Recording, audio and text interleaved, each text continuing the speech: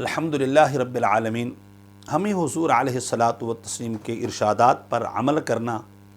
اور اس کے مطابق زندگی گزارنے کے جو فوائد ہیں ہم بڑے غافل لوگ ہیں، بھول چکے ہیں،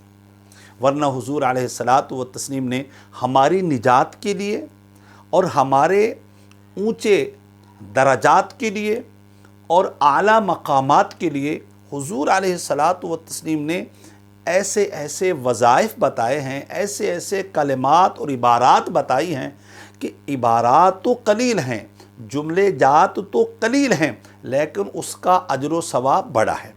مثلا حضور علیہ الصلاۃ والتسلیم نے فرمایا جو شخص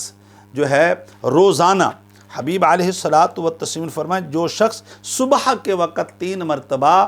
اعوذ باللہ السمیع العلیم من الشیطان الرجیم پڑھے،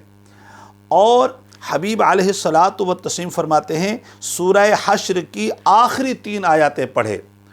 هو اللہ الذی لا الہ الا ہو عالم الغیب والشہادہ هو الرحمن الرحیم، هو اللہ الذی لا الہ الا ہو الملک القدوس السلام المؤمن المہیمن المؤمن المہیمن العزیز الجبار المتکبر، سبحان اللہ عما یشرکون، هو اللہ الخالق البارئ المصور له الاسماء الحسنى یسبح له ما فی السماوات والارض وهو العزیز الحکیم۔ میرے کریم آقا نے فرمایا جو ان کلمات کو پڑھے، یعنی 3 مرتبہ صبح کے ٹائم اعوذ باللہ السمیع العلیم من الشیطان الرجیم، اور آخر میں جو ہے یہ جو ہے 3 آیات جو سورۃ الحشر کی میں نے پڑھ کر کے سنائی ہیں یہ پڑھے،